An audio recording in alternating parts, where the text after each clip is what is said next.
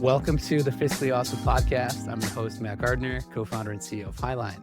Today on the podcast, we have Dr. Sharon Elefant of the nonprofit Plug.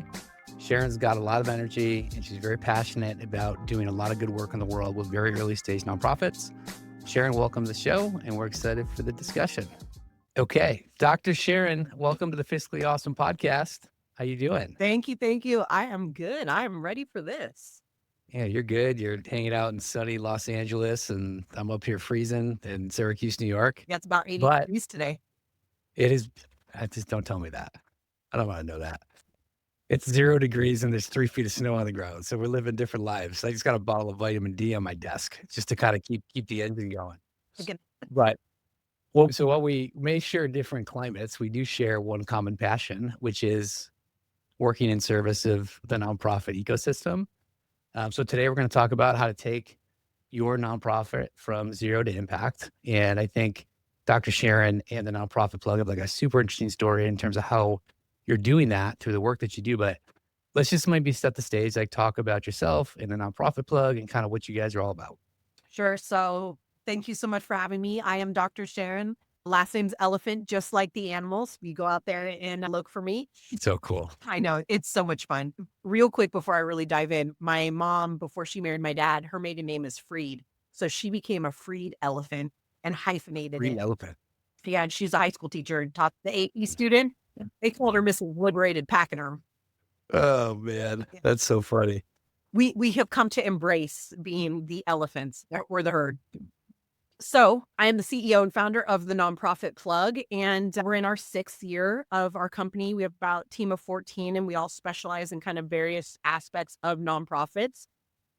It just kind of started out being, sort of a resource for nonprofits in the community. And I was like, man, this is really fun. Like, how do I make this into an income for myself and an income for others? And boom, there kind of became the nonprofit Plug. We're a boutique consulting firm. It started out being formations. So we do all the state and federal filings. And then it kind of grew from there based on the needs of organizations and nonprofits. And I'm really on this mission also to not call them nonprofits and call them businesses with a cause, because it drives me absolutely bonkers. I love that. Yeah, businesses with a cause. Yeah, we can get more into that, but just sort of wanted to be that one-stop shop for everything for your nonprofit needs, where you could go to knowing you would get vetted, ethical, good, IRS in alignment information that was not TikTok. TikTok's not good? We shouldn't be sorting out TikTok? The amount of people that are on that platform, I can't vet the info they're sharing. Or it's been business for like 2 years and I'm like, oh my God. Yeah, no, I see a lot of content, which is like this stuff. I mean, there is no filter, right? You can say whatever you want. Just don't take what you read at face value off a platform and just assume that's what you should do. Yeah, a lot of those folks end up becoming our clients because we end up having to clean up all their shit. Yes. So what is the breadth of services that you offer? It sounds like, so a lot of earlier stage nonprofits, you're helping them from formation to getting the infrastructure set up and give them a platform to build from. And at Hiline, we're typically not working with them as early, although we do sometimes. We don't do all the things that you do, but I know how much work goes into getting it set up the right way. Like that's the most important thing, is get it set up. So like, what are all the different things that you do?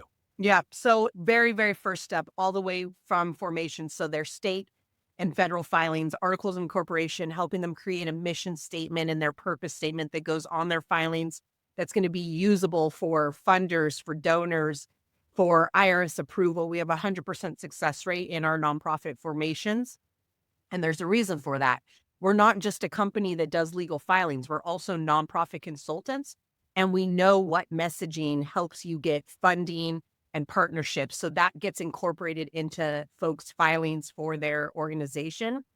And beyond that, we kind of provide this extra love of education on, well, what does it mean now that you have this business with a cause? And what do you do next? Because, most of the time people who start nonprofits, it's not all, but a good amount of people who start nonprofits don't have a business background. They just want to serve the community. They want to solve a problem. They want to help somebody. And they know that if they have this nonprofit, they can probably get some funding and some things like that. So we help them understand that it's a business with a cause and kind of go from there and how to make it sustainable. I love that. So there's like 1.5 million nonprofits out there in the United States. Huge. It's tons of them. What you just said, I think, is really important because when you start a nonprofit, what I don't think everybody's hyper aware of, like you're actually signing up for like a lot of business and compliance rigor. Man. It's a nonprofit for a reason. Like it comes with extra governance requirements. Like in the early days, it may not feel that way, but as you start to get a little bit more scale, you're going to have a board. You're going to have requirements to report up to the board and build budgets. And you get big enough, you're going to have an audit done or at least some form of review of your financials. You're going to have donors and grant bodies who are providing funding to you, and you're going to have to be able to report back up to them. And you're going to have a lot of stakeholders, which is actually in many cases, I think, more complex than actually running a normal business where like you can be a small business owner and you can kind of do whatever you want. Like no one's going to tell you what to do. Yep. Nonprofits are very different. It's highly regulated. And I love the work you're doing because you're helping them understand that from day one, which will increase the probability that they can actually go do the thing they set out to do. Totally. No, I think that's for sure. And donors and funders are getting a lot smarter now and able to look up things about organizations, and they're asking more questions about finances and compliance. And, there's entities out there like Charity Navigator and GuideStar that pull their ratings from your tax filings. And it's just kind of like connecting all the dots for people. It's very public. Yeah. Your performance is very public, and they're always like the best groups of people that we work with. They're so grateful for the work that we do. And I'm sure they're extremely grateful for the work that you do with the nonprofit plug, but this needs a lot of help. They need a lot of help understanding what that all means and how to do the things. So let's talk about the reality check, right? If you have this ambition, this passion, most of the time, if you found a nonprofit organization, there's a thing you care about. Generally, it's either connected to your past or your present or potentially your future, and you want to go do some good in the world. So when you do that, what's the first question you ask somebody? Because they call on you early stage, like maybe I didn't set it up yet, I have an idea. Like what's the first question you ask somebody when they say they want to start a nonprofit? First question I ask is, what are you trying to solve for the community? Who are you trying to serve? Kind of give me the rundown. And I always tell people, give it to me in bullet point form. You don't need to be grammatically correct. Just speak. What is it that you're trying to do for the community? And we kind of talk through that. And then that's where I kind of lead the discussion of getting them to their mission and vision. And, they don't even think about like, oh, that's going to cost me XYZ. And I may have to fund that first before I can go get donors and funders and grants, and walking them through that whole process and just getting that all together.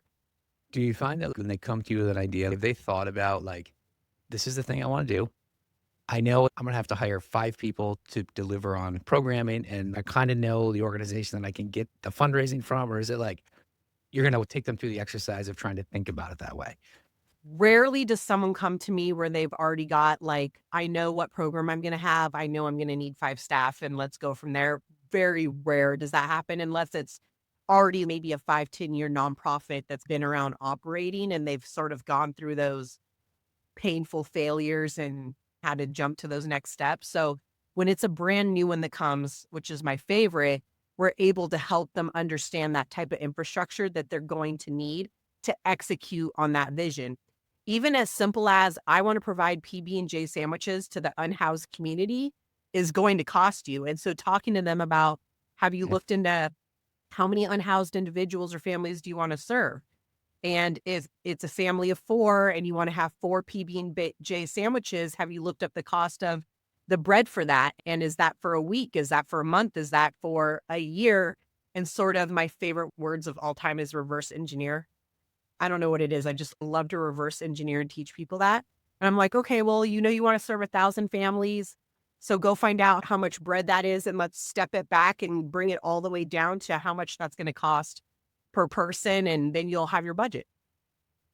And then you can figure out, we can go find who do we think in the Yeah. community is going to help support you and do it. Well, we're going to talk about funding, but that's the other part about nonprofits that I find fascinating. It's not that different from somebody who is trying to start a for-profit business where they want to build a piece of tech. Yeah. Like you got to convince people to fund the idea. Yeah. Right, you have to fundraise, and that's also a different skill and something that folks have to learn how to do over time. Does someone ever come to you when they want to start a nonprofit and you actually are like, well, maybe that's not the right path.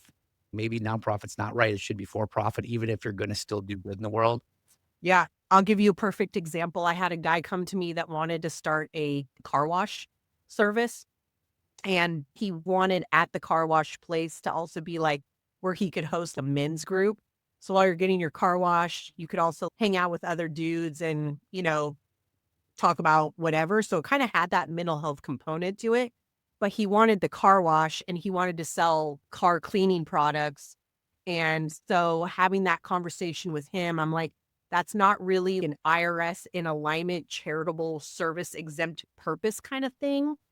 What I recommended to him is because you want to have this men's get together mental health component, the 501(c)(3) route may not be a great route for you. Have your for-profit business because what you're really trying to do is make a profit without other people's opinions involved and without all the reporting. But maybe you have a fiscal sponsorship or a fiscal agent where you can have your charitable purpose under there where you can raise funds for the community component of whatever problem you're trying to solve that way. And this whole concept of fiscal sponsorship is mind-blowing to folks. Double explain that to everybody, what that Sure. means. I love fiscal sponsorship. I really do. Okay. For a couple of reasons. Fiscal sponsorship is basically if you don't have a 501(c)(3) entity or you don't want to get one or your nonprofit is revoked or terminated or suspended and it costs $20,000 to get it back in good standing. I'm just making up that number. Then fiscal sponsorship or having a fiscal agent is the best way to go, where you use another nonprofit entity as your 501(c)(3) infrastructure. The cool thing about it is then that infrastructure is your compliance, your accounting. You don't have to have a board that you report to. You just purely focus on your mission for the community. So if you're like this gentleman that wanted to have a car wash company, his component where he wants to have these mental health circles could go under a fiscal agent where then you can raise funds, give tax deductions to people who donate, and those monies are earmarked for your program or your project. Or if you just want to do a one-time thing, fiscal agent is the way to go. Maybe you just want to have a one-time event and you don't want to deal with the infrastructure of everything. That's another way to go. You don't get this opportunity in the for-profit sector where you start a for-profit and you get to test the waters and see if you like it. No, it doesn't work like that, right? The nonprofit world kind of gives you that opportunity under fiscal sponsorship to sort of test the waters. Can you create a program that solves a problem? Can you find donors? Can you get grants? Can you create this infrastructure that's fundable? And can you sell it? And if you take off with that, then the next route I think you should go is then you create your own 501(c)(3) and have all the funding. But not having to have a board or compliance or accounting reporting, no, why more people don't do it. Yeah. Every community has organizations that typically know how to do this. Like I've seen United Ways do this in different communities. There's lots of different versions and they know how to do it. It can be an incubator. And Yep. then you can spin it's kind of hard to spin it out. It's a little messy, but you can do it. And it does de-risk it a little bit for you. So you don't have to go all the way there. Yeah. Yeah. And two, like how we've talked about before, folks just are not comfortable with finances of any business. That goes for profit or nonprofit. It's a scary topic. People don't know how to log into QuickBooks, for example. They don't know how to read a P&L. And these are all things and skill sets you have to have if you're going to run a business. And it's scary for most people. It's a major learning curve. And that's what some of these other solutions provide to people while you get cated. Yeah, that's my whole business, right? That's the small business ecosystem and nonprofits. I mean, you didn't get into it because you wanted to do accounting and finance. You got into it because you wanted to build something and run it. And then you just realized that like, oh man, I got to understand this thing and make sure this thing's get done because it's critical. It's foundational to me being able to run my organization and understand, is it viable? Is it sustainable? And that's really scary. So it's normal. Not everybody speaks the accounting language. No, and the amount of times I've asked people, oh, some of your P&L or your statement of activity, and they're like, oh, what's that? And I'm like, oh, Yeah. oh, Yeah, it's like super normal. And I think part of our job at Hiline, and it sounds like your job at the nonprofit plug, is just make it less scary. Like make it easier to do business, make it approachable, talk to people like humans and break it down and make it really simple to understand. I grew up at a big public accounting firm, and sometimes I felt like the words and the terminology and the things we were saying, I was like, are we just trying to make ourselves sound really smart or intimidate these folks across the table? It's like, make it accessible to people. Speaking of finances and the financial foundation, when somebody's coming to you grassroots, just getting started, what are the things that you say they need to have in place day one? So there's two things. Day one, if you're comfortable with Excel, I always say just set up in Excel like you would for your personal finances, where you track every dollar or penny that comes into your bank account and every dollar or penny that goes out, and keep some notes on what every single one of those transactions are. Now, if you're not an Excel friend, which is a lot of people, then I'm okay. Just keep a document where you're just kind of tracking, or you print off your bank statement and write notes on what every single transaction was for, so that at least you know what the money is coming in and what the money is going out, and that you do that on a weekly basis. That's what I always start people on for a financial foundation, to just start them getting used to this whole concept of revenue in and expenses out, money in, money out, as basic as not even saying revenue expenses. That's like even a second level. I say, think about the money that's going into your bank account and write down all the details of those, and all the money going out, and keep all the notes and the details for all of that. I start people that basic. There's lots of basic general ledger systems. Like there's QuickBooks and there's some more modern ones like Digits. Do you find, is it scary for folks, even if they don't have a lot of volume? Is it really intimidating for them to start there? Oh my gosh, 9 times out of 10, they'll get the QuickBooks subscription like through TechSoup or something. And then we have to get on Zoom with them and walk them through even setting up their login for QuickBooks. People don't even like to log into QuickBooks. There was a former client and they couldn't even handle adding another user into QuickBooks. Yeah. And what they can do is they can get access to any system related to their program or any system they need to support the organization. But yeah, finance is just scary. Yeah. Because we've taken the approach where like, give us the keys and we're going to set everything up for Yep. you. We'll set you up with a ledger system, with accounts payable workflow system. We'll set you up with a Divvy card or RAM or something where you can retain receipts, because you're going to need to be able to produce these things to start to get them used to the structure, like what good looks like early on. But it's us basically teaching them and hopefully making them feel more comfortable with how to do it over time. Yeah. Like 2 years in, you should be like, yeah, I get this. I know next time if I start a new one, like I know exactly what I'm going to do day one. I may not do it myself, but I know what good looks like. Or at least if like my grant writer says, hey, I need your statement of activity for 2025, I can at least grab that and know what I'm sending. Yeah, because Excel is going to be tough when you're trying to. Yeah. And it depends on how much you're trying to solicit and how sophisticated the organization is. They're going to require P&Ls and balance sheets. They want to know what your functional expense breakdown is. How much is going to G&A? How much is going to fundraising? They want to know how you're planning to run the organization and spend the money. So that's why we typically try to get them started. As much as it feels like a big leap, we try to get them set up as early as possible. Yep. Because with the right tools, it actually doesn't take a lot of time. It can be a very cost-effective managed solution, but it can feel overwhelming. It's so overwhelming. And they're already using tools, with their Bloomerangs and their Zeppies and their Give Yep. Butters, and then their case management systems and all this stuff. But what's cool is like they all integrate in some kind of way. And so having a good tech stack is important Super too, but important. just, it's scary for people. Yeah. The scariest thing is when you lose track of your Excel document, you need to produce it to somebody and you're like, it doesn't add up. Like I'm missing things. And then you got like all your bank statements open and you got all your receipts and you're trying to find stuff. Like that is the weekend of hell that nobody wants to experience. Yeah. And I've seen it. We've gone into organizations where there's shoe boxes and there's uncashed checks and there's all this stuff. And I'm like, man, if you just stay disciplined, you got to write the right tech stack and the right systems, you don't have to worry about it anymore. Yeah. So I love that. Getting it set up. Yeah. No, it's wild. And I love to tell people the scariest of stories, and it kind of gets them thinking. We're working with a group right now that has a City of Los Angeles contract, and the City of LA per transaction requires 3 documents: the bank transaction, the bank statement, and then the receipt that matches all of those. And so people are like, I want to get my $1 million nonprofit. I'm like, you want that $1 million grant to come in for your nonprofit? I'm going to need you to work with. Yeah, you gotta know what you're signing up for, Yeah. right? So, like, A lot of work. not all money is good money Yeah. sometimes, but that's a good bridge into just fundraising and funding in general for nonprofits. What is the funding approach you think early stage nonprofit founders should take? Where do they start when you're trying to find your first source of funding? So I always have folks that work on their first source of funding be through major donor cultivation and partnerships.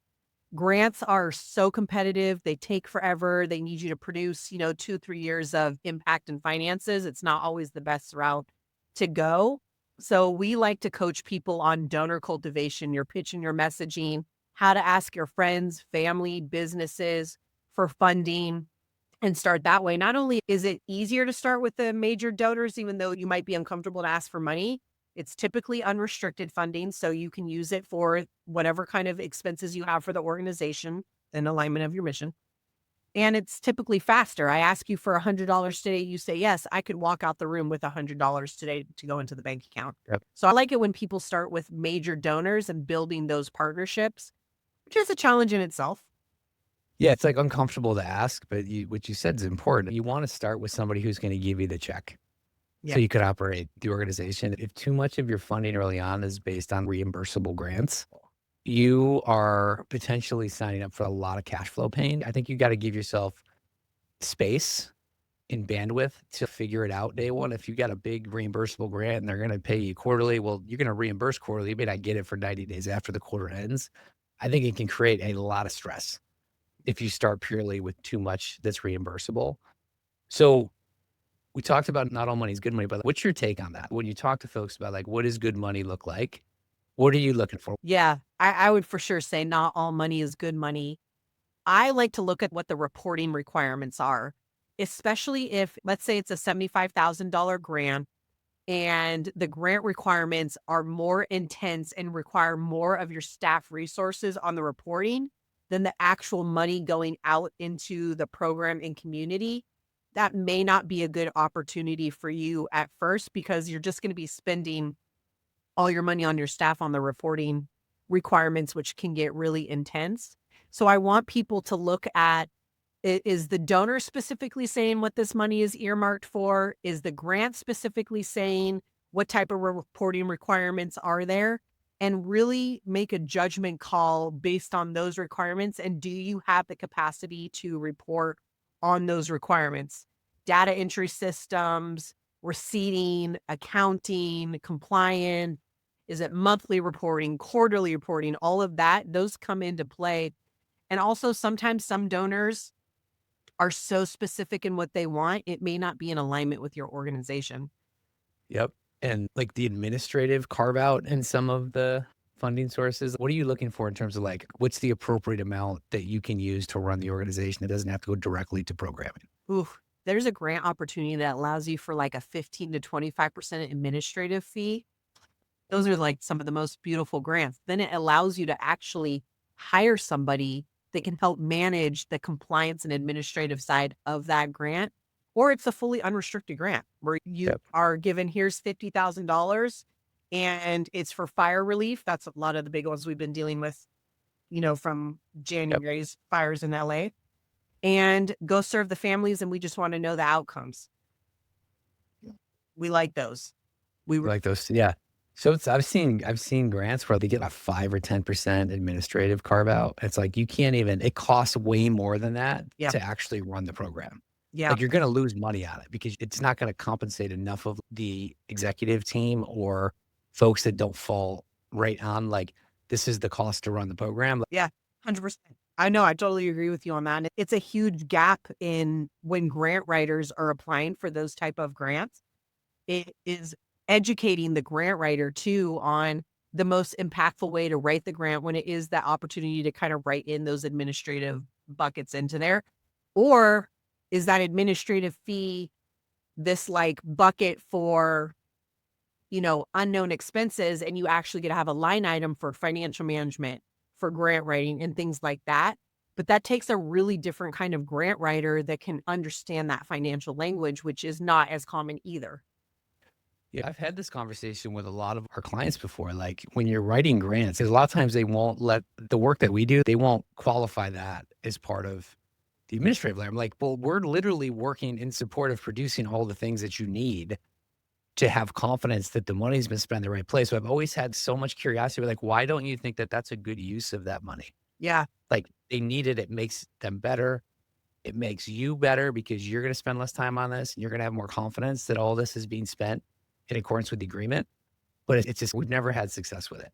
Yeah, no, the funder's like, "No, I want this $10,000 to be spent on diapers and diapers only," not knowing Yeah. that it takes an infrastructure to go purchase the diapers. Yeah. So it's really interesting. Yeah. Like it does take, it's a lot of complexity to make it work. When do you think is the right time to invest in financial support? Whether it's they're going to engage you to help them run their accounting or they're going to engage a company like Hiline. What's the right time for them to do that? Oh, I tell people immediately, the best money you can ever invest in before even somebody who runs your social media account is a bookkeeper that knows known profits. If you were to ask me if there's anything you should set money aside for or use on your first fundraising is to set up your financial infrastructure to one, keep you out of trouble, help you with compliance, understand your budget so that you can apply for more funding. Financial management opens the door to literally everything for your nonprofit. Yep. Even if it's just a plain bookkeeper. Yeah, you don't need to spend a lot. I mean, you can get a lot for, 500, $600 a month. It doesn't have to be a big investment. Yep. And I think sometimes, when your budget's small, it's easy to look around the room and say, well, I could do this, or I could maybe increase my salary a little bit more to be more comfortable. But like all that stuff comes with a trade-off. Yeah. Like someone's got to do it. Your time is valuable and you need capacity in the organization to go do the thing. Like every moment you're spent not doing the thing and trying to figure out how to do accounting and bookkeeping, you're wasting time. You're devaluing how important you are to the entire organization. Yeah. I even put investing in financial management before even investing in a grant writer, because if you're really motivated enough, you can go online and fill out a grant application. It may not be the highest quality one, but you can do it because you can speak to your mission and your story better than anybody.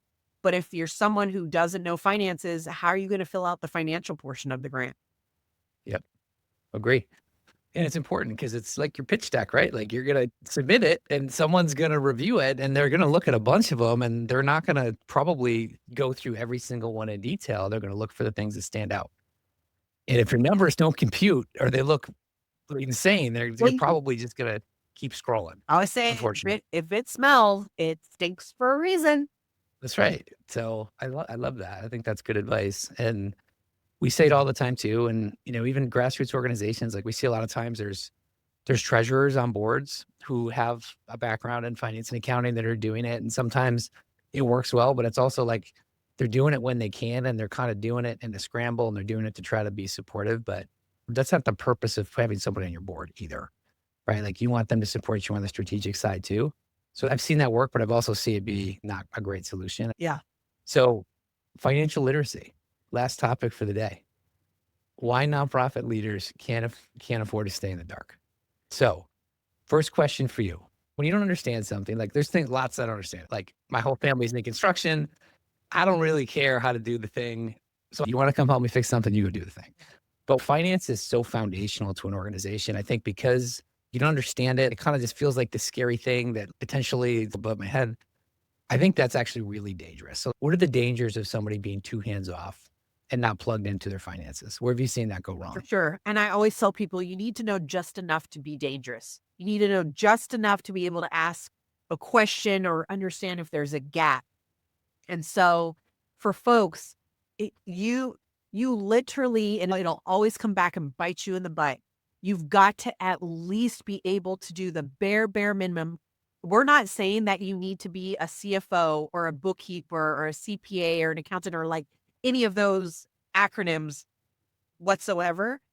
We're saying that you need to at least be able to understand a document that shows your revenues and expenses and know how much it costs you to run a program so that you can articulate and ask for that money to cover the cost of your program or your salary. If you're like most nonprofit founders who want to have a salary, I don't even understand why you even think you deserve a salary if you don't even understand the revenues and expenses of your organization.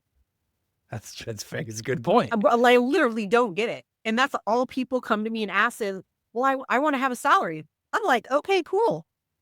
But like, how much is your program and what portion of that is your salary? And you refuse to understand your revenues and expenses. So I don't even really understand why you even deserve a salary. Yeah, you got to make sure you can afford it for one. And two, I would say it's kind of like starting a business, right? When I started Hiline, I didn't get paid for like 18 months. I just was like I was leeching off my wife, right? So it's like you kind of got to know going into it. It's not that you don't deserve to be paid, but you got to make sure everything else gets paid first. Yeah. And And I understand, like, you need to have food on the table for you and your family in order for you to continue to serve. But then we can have conversations about empathy, burnout, and compassion fatigue, and all of this, and what you're trying to do. And maybe you didn't consider creating your village and your network so that you all could work together to serve the community and solve a problem. But it's a weird little entitlement when people go to start a nonprofit organization thinking that the second you have your 501(c)(3) tax exempt nonprofit organization, that immediately you get this grant, when it's like, no, it's a 2-3 year process, just like you would with the for-profit. I don't know not one for-profit founder that went at least a good year without an income. yeah, unless you get really lucky. I mean, I Right. do have some that like you just ended up in this really low cost business where you needed a laptop and you had a couple of really big contracts and it worked out well, but it's typically not how it works. Yeah, and people need to understand reality. I love to reality check somebody. I really do. Yeah. And I try to be the most empathetic, nice person about it. But I've just learned over the years that people don't comprehend empathetic nice. I have to be an empathetic asshole and then they listen. Well, I even have it on my desk. Look, I love that. I just people won't listen if you're not an empathetic asshole with conviction. They will not listen to you. I'm like, okay, well then I'm gonna approach my communication in a different style. And then the light bulbs go off. Yeah, I mean, generally, direct is always best. Direct and professional, and then if it doesn't work, direct and asshole, and then if it still doesn't click, then you're probably better off not doing business with said person anymore because it's probably never gonna go off. And I have no problem telling someone, I'm not sure that this is a good opportunity for you, which is also why maybe having a fiscal sponsorship or agent might be the route to go. Yeah, You're just not 100%. ready to operate a business. I love that. So, what are the most common financial mistakes you see founders of grassroots nonprofits make from day one? I don't know if I would necessarily call it a mistake, but it definitely is a pet peeve of mine when they're constantly doing everything through Zelle, Cash App, Venmo, and not tracking or putting notes of what that is for. I'm not saying don't use those, even though I don't really like them.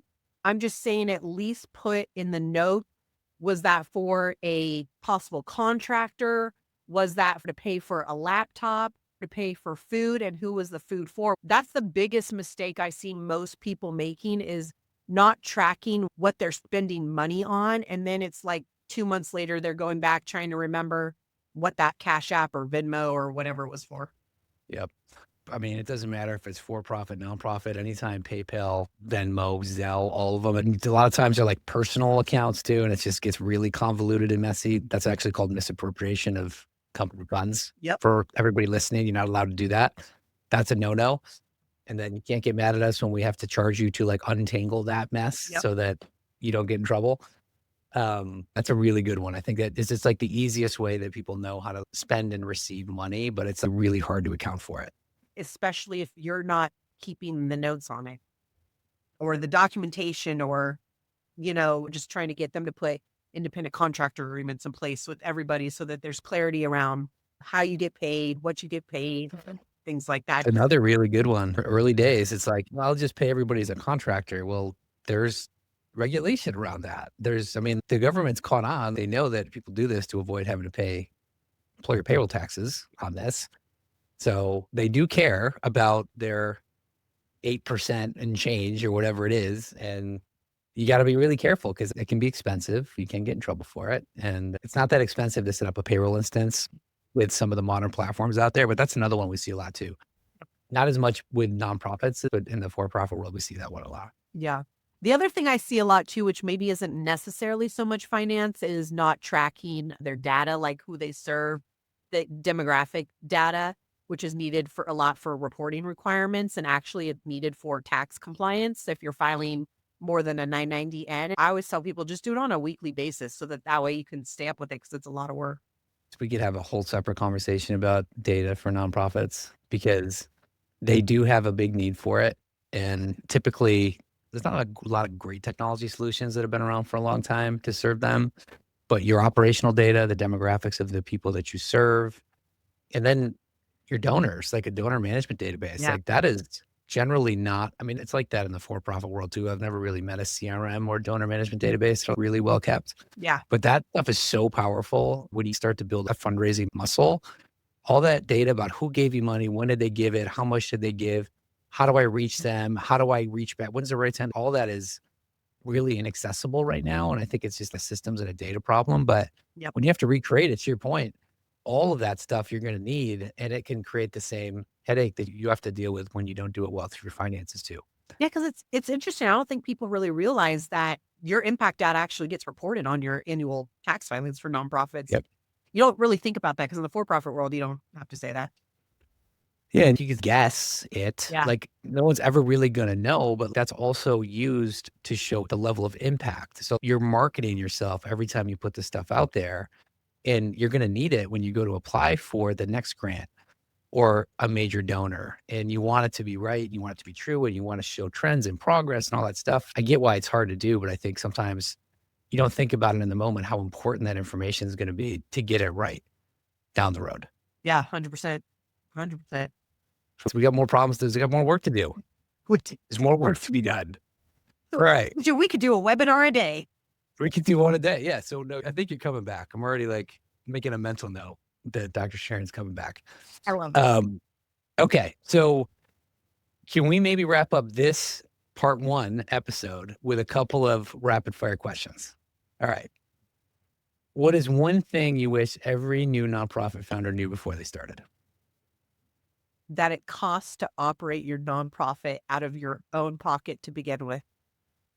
Love that one. So self-funding, be the first donor. Yep. That's a really good rule. That could be the qualifier. Like, are you going to be a good operator? Are you going to be a good person to work with? Did you write a small check to get yourself started? Yes or no? I think that will tell you a lot. Did you put some skin in the game? Yeah, that's a great one. Good answer. If you could fix one thing in the nonprofit sector, what would it be? If I could fix one thing in the nonprofit sector, I would fix grant application processes. Why do we have to submit, thousands Such a of good pages one. of work that no one's really going to actually look at every That's a 1,000 good one. pages? That's a great one. I would, Two I great would, I answers. would redesign the entire grant world. Uh-huh. Your dream dinner guest to talk capacity building and impact, who would it be? Ooh, my dream dinner guest. Oh God, that's a good one. This is going to be hilarious, and most people may not know who he is. My dream dinner guest would be Ray Dalio. Do you know who that is? That's a great one too. I do know who Ray Dalio is. Yeah. I think most people do, or they've heard the name. Or they've heard the name. I want to have dinner with him because he's really why I got to that whole empathetic asshole kind of concept that me and my entire team operate around because of his radical transparency and communication. And most people don't operate with radical transparency and communication. They're petty. They beat around the bush, blah, blah, blah. That is who I would sit down with and have over for dinner as many times as I could possibly have over to talk capacity and like next leveling everything. It's a great one. There's 3 great answers. Reno! All right. So where can the world find more out about Dr. Sharon and the nonprofit plug? I love it. The world can find out more about the Nonprofit Plug at thenonprofitplug.com, on YouTube at the Nonprofit Plug, on Instagram at the Nonprofit Plug. You can't beat us. Our logo's an Got 'em elephant. all. Of course, for my last name, you can't miss us. You do have a great last name. Thank you. Well, Dr. Sharon, this has been a lot of fun. The time went by really fast, and I was trying to be a good time manager, but I have so many more questions for you. So we'll do a part 2 someday. Yeah. But in the meantime, thank you for joining, and thank you for kind of dropping a lot of great insights about nonprofits and what goes into starting one. And we will be sure to check in with you again soon. But thank you very much for your time, and have a good rest of your day. Thank you for having me. Have a great day. You too.